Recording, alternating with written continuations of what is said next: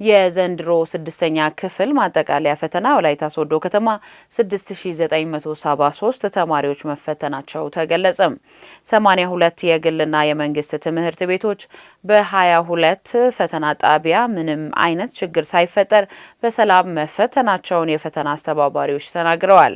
በፈተና ወቅት ከኩረጃ ተላቀን የየራሳችንን ሰርተናል የሚሉት ደግሞ የዘንድሮ ስድስተኛ ክፍል ማጠቃለያ ፈተና ተፈታኞች ናቸው። ለትርንጎ ሙሉ ዘገባ እድገት እስራኤል ከቅርብ ጊዜ ጀምሮ መሰጠቱን የጀመረው የስድስተኛ ክፍል ማጠቃለያ ፈተና ዘንድሮ በወላይታ ሶዶ ከተማ 6973 ተማሪዎች በ22 ፈተና ጣቢያዎች ፈተና ወስደዋል።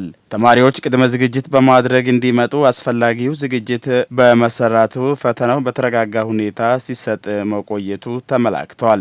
እዚህ አሁን የሚፈተኑ 11 ትምህርት ቤቶች ናቸው። 11 አንደኛ ደረጃ ትምህርት ቤቶች ናቸው የሚፈተኑት። ቅድመ ዝግጅት የተደረገው በመጀመሪያ ደረጃ ወንበር፣ ደስክ በተማሪ ቁጥር አዘጋጅተናል። በትላንትናው ቀን ለሁሉም ተማሪዎች ኦሪንቴሽን ተሰጥቷቸዋል።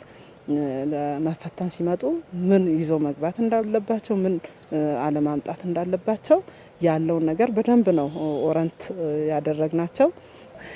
ከዚህ በፊት ፈተና በከተማ ትምህርት ቤቶችም ገብቶ ነበር የሚያድረው። አሁን ግን ምንድነው የተደረገው? ከፖሊስ ጣቢያ በእለት ነው ከ11 ሰዓት እስከ 12 ሰዓት ተኩል ድረስ ፈተናው ወደ የጣቢያው እንዲመጣ ነው የተደረገው።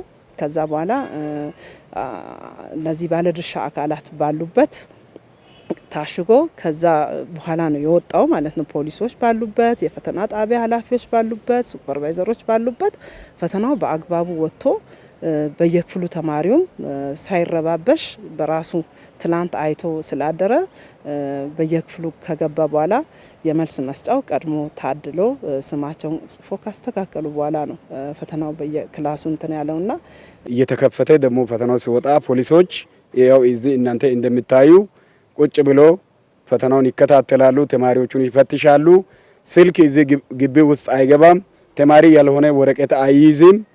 በተረጋጋ መንፈስ ስድስተኛ ክፍል ተማሪዎች ራሳቸውን ችሎ እዚህ አጠቃላይ እየተፈተኑ ያሉት 1687 ተማሪ እዚህ እየተፈተኑ ይገኛሉ።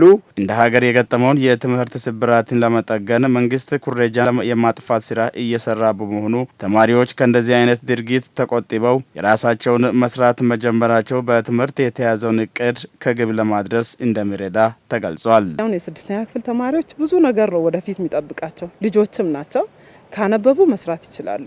ስለዚህ ፈተናው የሚወጣው ከክፍል ከተማሩት ትምህርት እንጂ ከዛ ውጪ የሚወጣ ፈተና ስለሌለ አንብበው የዛሬውን እንግዲህ ኦሬዲ እየሰሩ ነው ያሉት።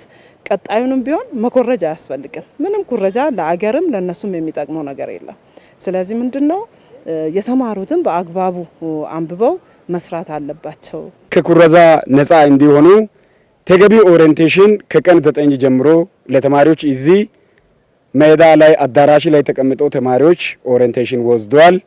ምንም የሚያስፈራ ነገር እንደሌለ የራሳቸውን አንብቦ እንደሚሰሩ ኩረጃ ደግሞ አጸያፊ እንደሆነ ፖሊሶቹም ተማሪዎቹን አስፈላጊ በስነ ምግባር ዙሪያ ህፃን ስለሆኑ ለነሱ ቀርቦ ምክርና ለልጆቹ አስፈላጊ ነገሮችን ነግረዋል። እኛም መክረናል። የዘንድሮው ስድስተኛ ክፍል ማጠቃለያ ፈተና የወሰዱት ተፈታኝ ተማሪዎችም ምንም አይነት መጨናነቅ ሳይኖር በተረጋጋ ሁኔታ የራሳቸውን ፈተና ተፈትነው መውጣታቸውን ተናግረዋል። በጣም ጥሩ ነው። እኛ እንደጠበቅነው አይደለም፣ እጅግ በጣም ቀላል ሆኖ ነው እኛ ያገኘነው። እኛ ከዚህ በፊት ከመምጣታችን በፊት እንደጠበቅነው አይደለም፣ በጣም ጥሩ ሆኖ ነው ያገኘነው። ነገ ለሚቀረው ፈተና ደግሞ እጅግ በጣም ከፍተኛ ዝግጅትና ትጋት የሚጠይቅ ነው። ከሰራን በቀላሉ ጥሩ ውጤት እንደምናመጣ አስባለሁ። በጣም ጥሩ ነበር። አስተማሪዎችም አስተያየታቸው በጣም ጥሩ ነበር። ሁሉም ነገር በጣም ጥሩ ነው። አስተማሪ ሁሉም ነገራቸው ደስ ይላል። አዎ ፈተናው ከተማርነው ነው ሁሉም ነገር የወጣው። በጣም አሪፍ ነው እንላለን። ማገለጫው አሪፍ ነበር። አስተማሪዎቹም ጥሩ ነበሩ። ጥያቄውም ከተማርነው ነው የወጣው። በቃ ሁሉም አሪፍ ነው። እናልፋለን። ሁላችንም ትምህርት ቤታችንን እናኮራለን። ነገ ሀገር ተረካቢና በእውቀት የበቃ ትውልድን ለማፍራት በትምህርት ጥራት ላይ መስራት ወሳኝ ነውና ሁሉም ባለድርሻ አካላት የበኩላቸውን ሊወጡ እንደሚገባ መልእክት ተላልፈዋል። ጎዳና ተዳዳሪ ህጻናት መልሶ ማቋቋሚያ ፕሮጀክት ጋር በመሆን የህጻናት ወላጆችን በጥቃቅንና አነስተኛ የንግድ ስራ ለማሰማራት የመነሻ ካፒታልና የንብረት ድጋፍ ማድረጉን የወላይታ ልማት ማህበር አስታወቀም። ይህ ድጋፍ ሁልጊዜ የሰውን እጅ ከማየት ተላቀው ሰርተው ራሳቸውን እንዲችሉ ታስቦ የተደረገ እንደሆነ ተመላክቷል። የመነሻ ካፒታልና የንብረት ድጋፍ የተረከቡ የህፃናት ቤተሰቦች በበኩላቸው ባገኙት ድጋፍ ጠንክሮ በመስራት ራሳቸውን ለመለወጥ ዝግጁ መሆናቸውን ተናግረዋል። አማኑኤል ጃጊሶ ላጠናቀረው ዘገባ ውብሸት ጳውሎስ። የወላይታ ልማት ማህበር በአሜሪካን ሀገር ኮሎራዶ ግዛት ከሚገኙ የወላይታ ተወላጆች ጋር በመተባበር ለጎዳና ህይወት የተጋለጡ ህጻናትን አንስተው ከቤተሰቦቻቸው ጋር የመቀላቀልና ትምህርታቸውን እንዲከታተሉ የማድረግ ስራ በትኩረት እየሰራ ይገኛል። በዚህም 28 ህጻናትን ከጎዳና ማንሳት ችለዋል። ልማት ማህበሩ የጎዳና ተዳዳሪ ህጻናትን መልሶ ማቋቋሚያ ወይንም ረስት ተብሎ በሚጠራው ፕሮጀክት አማካኝነት የጎዳና ህጻናትን መልሶ ለማቋቋም የህጻናት ወላጆችን በጥቃቅንና አነስተኛ የንግድ ስራ ለማሰማራት የመነሻ ካፒታልና የንብረት ድጋፍም አድርገዋል። ይህ ድጋፍ ደግሞ ሁሌም የሰውን እጅ ከማየት ተላቀው በዚህ የመነሻ ካፒታል ሰርተው ራሳቸውን እንዲችሉ ታስቦ የተደረገ ድጋፍ እንደሆነ በልማት ማህበሩ የእቅድ ዝግጅትና ፕሮግራም ትግበራ ዳይሬክተር አቶ ዮሐንስ ለንጫ ገልጸዋል። ፕሮጀክቱን ከሚደግፉ ሰዎች ጋር ተነጋግረን እነኚህ ሰዎች በፍላጎታቸው መነሻ የስራ መነሻ ነገር መስጠትን ወሰንና ወደ ዛሬው መጣን። እንጀራ የመረጡ ሰዎች 9 ሰዎች ዛሬ ይሰጣቸዋል።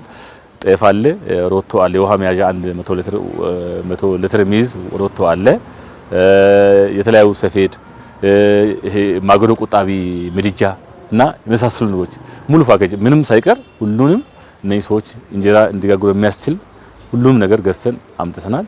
ስለዚህ ይሄን ይዘው ስራ እንዲሰሩ ነው የምጠበቀው። ከዚህ በኋላ ስራቸውን እየሰሩ ልጆቻቸውን እንዲያስተምሩ ደብተር ገዝቶ ወደ ትምህርት እንዲልኩ እንዲመግቡ ነው ራሳቸው እንዲችሉ ለማድረግ የተሰራ ስራ ነው። ከዚህ ቀጥሎ ደግሞ ሌሎች ፍየልና በግ ይፈልጋሉ፣ ይሰጣቸዋል። የጥራጥሬና የፍራፍሬ ንግድ ላይ ቢሰማራ ያሉ አሉ፣ ይሰጣቸዋል። በተጨማሪ በዚህ ላይ ደግሞ ዶሮ እንሰጣቸዋለን። ለእያንዳንዱ ቤት እንዲያረቡ ለቀለብም ሽጦም እንዲጠቀሙ እንቁላልም እንቁላል ጣይ ዶሮም እንሰጣቸዋለን። በጥቃቅንና አነስተኛ ንግድ ስራ ለመሰማራት የመነሻ ካፒታልና የንብረት ድጋፍ የተረከቡ የህፃናት ቤተሰቦች በበኩላቸው በተደረገላቸው ድጋፍ ደስተኛ መሆናቸውን ተናግረው ባገኙት ድጋፍ ጠንክሮ በመስራት የሰውን እጅ ከማየት ተላቀው ራሳቸውን ለመቻል ዝግጁ ስለመሆናቸው ነው የተናገሩት። እናንተ የምትሰሩት ስራ ምረጡና በእግራቸው ቆሙ እነሱ አሉ። እሺ ምንድነው የምትሰሩት? ይሄ ስራዬ ነው ሰራለው እና እስካሁን ሰርቼ ልጆችን ያሳደኩ ስራዬ ነው አልኩት።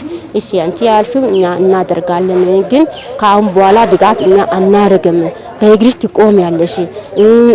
ይሄን ሽጥስ ልጆችሽም ትምህርትሽን የልጆች ትምህርትሽን በዚህ ትከፍያለሽ። ገንዘቡን ሳታጥቢ መተን እኛ እንጠይቃለን። ካሁን በኋላ እርዳታ አናደርግም። በወር የምናደርገው አቁመናል እና መተን እንጠይቃለን ስላሉ ጌታ ይመስገን አሁንም በእግሬ ቆማለሁ። የእንጀራ ምጣድ፣ ጤፍና ሌሎች ለስራ የሚያስፈልጉ ነገሮች ሁሉም ተሰጥተዋል። በዚህ ሰርታችሁ ልጆቻችሁንም አስተምሩ፣ ቀለብንም ከዚህ ከምታገኙት ትርፍ ተጠቀሙ ብለው ነው የሰጡን። እናመሰግናቸዋለን። በዚህ ድጋፍ እኛም ጠንክረን በመስራት ራሳችንን እናሻሽላለን።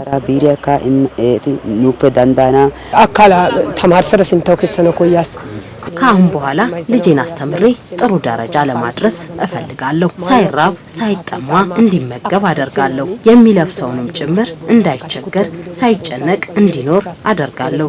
ከዚህ በፊት የተሰጠኝን ዶሮች እንቁላል እየጣሉ ነው። ከዚያም እየተጠቀምኩ ነኝ። በዚህ ሁሉ ተጠቅሜ ለማደግ እጥራለሁ። ሚዶባን ታውከዲጨና ኮያስ አካዲቸዳ ሃራና ኮያስ አና ኮያስ ልማት ማህበሩ በቀጣይም የነዚህን ስራ እንቅስቃሴያቸውን የመከታተልና ሌሎች ህጻናትንም ከጎዳና የማንሳት ተግባራትን አጠናክሮ እንደሚቀጥል አቶ ዮሐንስ ለንጫ አክለዋል። የቀጣይ ድጋፋችን ምንድነው የሚሆነው? ከዚህ በፊት እንደምናደርገው በየጊዜው እየጠራን ይል አንሰጣቸውም። ስራው እንዴት እየደላቸው እንደሆነ እንከታተላለን። እንዴት እንግዲህ እኛ ቤት ቢዝነስን ወይም የንግድ ስራዎችን የሚከታተሉ የሚደግፉ ሰዎች አሉ። ከነሱ ጋር በመሆን እነሱን እንከታተላቸዋለን፣ እንደግፋቸዋለን። ፕላስ ደግሞ አሁን ለነሱ ይሄን ሰተን እነሱን ራሳቸው እንዲችሉ ካደረግን በኋላ ሌሎች ሰዎችን ህፃናትን ጎዳና አይተን የተወሰኑትን ደግሞ እነሱ በሄዱበት መንገድ ሄደን ወይም ወስደን እንደገና ወደ ቤታቸው አቀላቅለን ድጋሚ ድጋፉን የምንቀጥልበት ነው። ለነሱ ድጋሚ የዚህ የእህል እና የሚሰጡ ድጋፎች አናደርግም፣ ግን የክትትል ድጋፎች ከኛ ጋር እስካሉ ድረስ ቀጣይ ይሆናል ማለት ነው። ልማት ማህበሩ በቀጣይም የህብረተሰብን ህይወት የሚያሻሽሉ ስራዎችን በሁሉም ዘርፎች አጠናክሮ እንደሚቀጥልም ተመላክተዋል።